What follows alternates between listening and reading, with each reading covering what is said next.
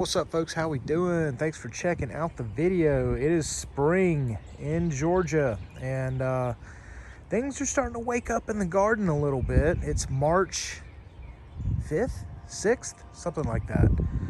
And starting to get into kind of spring mode and work with the Japanese maples, fertilize the grapevines. So I'm just going to kind of walk around and talk about what I got going on here. You may be able to see some pollen catching light in front of the video here and there, and it's already driving my eyes crazy. But let's go and kind of take attendance here on the Japanese maples, talk about the garden. I'll tell you a little bit about kind of my plans and what's going on. Right now the backyard is a mess, and the reason the backyard is a mess is we're building a new deck. So the table's over here, there's stuff in the way.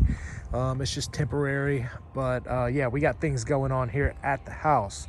So without any more rambling from me, let's talk about this garden. First thing that's going to catch your eye here is going to be this giant moon. I think it's an Acer japonicum, possibly, but these are some of the bigger leaves of the Japanese maples that I have. It was also really quick to leaf out this year. One of the first ones to really start putting on leaves. I've got it in a grow bag inside of a pot, and yep, Acer japonicum giant moon is what this one is called. And it's doing fine in the grow bag inside of a pot. Let's see, and it is kind of encroaching upon the Ahutan, which is a rare Japanese maple. It's kind of like a dancing peacock, which is down here. We'll see that here in just a minute. But it is just now starting to leaf. But those are really pretty, and they turn all sorts of colors, reds, yellows, oranges. They're really neat. So that one's just now waking up.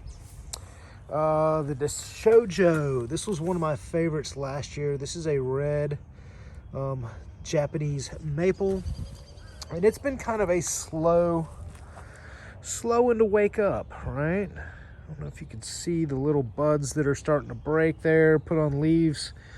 They're all very bright red. That is a very beautiful Japanese maple. They're popular for bonsai, but yeah, this one I'm just going to kind of let grow as a tree. I'm not super into bonsai as much as I am just having these Japanese maples around. Next one is a weeping, and this is a dissectum, or I'm sorry, Acer palmatum dragon's fire, but this is a weeping. You can see it has that weeping habit there, and it's just now starting to leaf out as well.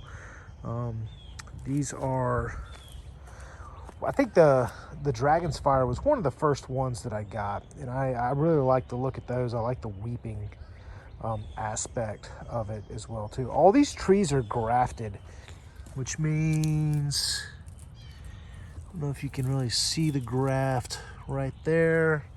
Here you can see it's wrapped up in tape. That's basically where they've taken rootstock of just any old Japanese maple they've rooted, cut it, and graft on the cultivar that they want to grow, right? The cultivar is whatever. So I mean, this particular branch could be, 100 years old because it's been grafted and grafted and grafted over and over. It's the same plant essentially. Higaseyama, this one was one of the more active in the early spring. As you can see, it's got the pink on the outside with the lime green in the middle, and it is doing very well. A lot of these I got last year, and they're really slow to take off when I received them, so it's really interesting to kind of see them start to get acclimated to my backyard, the garden, and lay some roots down, and then start to put on some good growth. So yeah, that one's doing really good. This one I've kind of struggled a little bit with. This is the dancing peacock. This is another Acer. It's like the Aoatan over there, but as you can see, it's got the broken out but variegated leaves, and it's just now starting to get going. Some of these bigger trees I purchased from Mr. Maple. That's my preferred supplier for Japanese maples. They actually come as trees. This one came from Japanese Maples and Evergreens on Amazon, aka Vacant Land Guys. Just don't call them for any questions because they're not going to want to talk to you. But as you can see, they literally would graft on a stick that's like 5 inches long to a piece of rootstock. And that's what you would get. So for the same price as Mr. Maple. So yeah, I go to Mr. Maple is my supplier of choice. All right, this one hasn't quite woken up yet, and I've got a bunch of these that are like this. This is Acer Shuraswanium Autumn Moon. And this one is very slow to really do much of anything. It may actually not be alive. No, it's still bendy. So I imagine it'll wake up at some point in time. It's still early in the season. Ato Jaime. Jaime means small, I think, in Japanese. I'm not really sure. But usually when you see Jaime, it means that the leaves are very small. And this one is actually doing really well. It's starting to put on just clusters and clusters of leaves. And it's in a bag, right? It's not in a pot. It's in one of those felt bags. It's been in one of those all winter. I'm in zone 7B. And yeah, so as you can see, doing great, just in a bag. Red Dwarf. This is another one. You can tell all these that are like, you know, that tall. I purchased from the Amazon seller, which, you know, hey, I mean, it's a small Japanese maple to take care of and cultivate. It's just, you know, I mean, it's literally a piece of a stick like that grafted onto rootstock. Ryusen was one of the first ones to pop this year, and I had a like stake in there that was holding it up. I don't know if you can tell, but I've just kind of like, you know, wound it up. We had a windstorm come through and knock that stake out and kind of bent the plant over.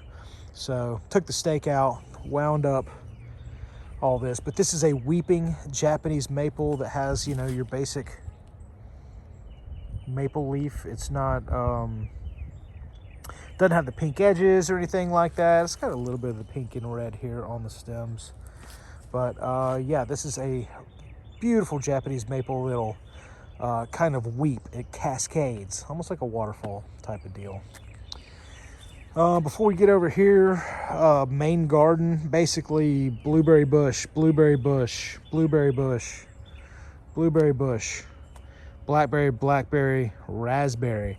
So as you can see, this is just a berry patch, basically. Strawberries down here, strawberries there, strawberries there.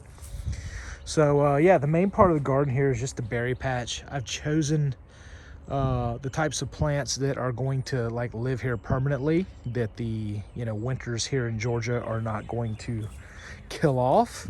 And that way they just keep coming back and getting stronger and stronger every year. I keep adding more soil as the year goes on, or as the years go on. And you know, late spring, midsummer, you know, this patch is full of blackberries, raspberries, blueberries. We use them in drinks, we use them in pancakes, we eat them, we make jams, all sorts of things. So that's what's going on here. Let's see. All right, so this little corner right here, these are a couple peppers that I've overwintered. I need to repot those. But I like peppers. I grow peppers every year, but I typically just, you know, do a first year, get a small plant and do 1 year. I'll overwinter a few of them, but I've had a little trouble overwintering them. They don't always come back. It's almost like it, you know, damages them beyond repair. So we'll see. I'll repot these two and see if they come back. I've got a few more like this. This one, as you can see, this Japanese maple has not broken bud yet. Come on. Jaime Shoujo. So this is going to be like a red leafed, small leafed Japanese maple. And that one, like the Dish Shojo down there, has yet to pop. This is the Pixie. This one has just basically taken off. I've got it in a clay pot with some pine bark on top. As you can see, Acer palmatum Pixie. This one came from this one came from Mr. Maple, and it is super neat. It's going to turn some cool colors in the fall, and as you can see, it's putting on leaves quick. So it's laying down roots and doing very, very well in this location, in this temperate zone. Let's see, I'm not sure what this one is. This one came from the Japanese Maples and Evergreens on Amazon, is just a shady seller. They'll send you basically whatever trees they have for whatever's being listed. You're not always going to get the exact cultivar that you ordered from them, and if you ask them questions about it, they don't make themselves available. They're not going to help you. They're trying to sell vacant land. So that's where that one came from. I've got some wire around it to kind of shape it. It was really pretty last year, and it put on this big long stalk of growth last year. So we'll see how that does this year, but I'm sure it'll break bud at some point. I have some issues here in my garden with, I don't know if it's birds or if it is chipmunks. Recently had to fill in a hole here. They come in here and scratch in the pots. There was a hole here. There's another hole. They'll come and just dig holes into the roots. Well, I'm worried they're going to damage the roots of the Japanese maples. And I've got like a have a heart trap. I'll set things like mouse traps up in there, and the mouse traps don't kill them or hurt them. It just kind of scares them away when they go off. So just deterrent type stuff. They still come back and they still scratch in my pots, and it irritates me. Okay, so this one has yet to break bud yet. Let's see, what do we got here? Shikasiatsu. That one's really pretty. This one is just getting going. This is a jet black. So this will have a deep, deep red leaves, almost black leaves. So you can see there's so much variation here that it's really, really neat. This is the Orange Dream, putting on a ton of leaves, and I received it from Mr. Maple like 4 feet tall, right? Like it was quite that. I think it was bent over in the box, but as you can see, it's doing just fine. Putting on a ton of real bright yellow orangey leaves. This is all blackberry. It's kind of growing out of its spot, but that's okay because I like blackberries. This is the Acer palmatum Elizabeth. Yep. This is kind of a shrubby Acer, red and oranges, and it has just now started to put on leaves, so we'll get more shape on that one here in the next few weeks. This is, let's see,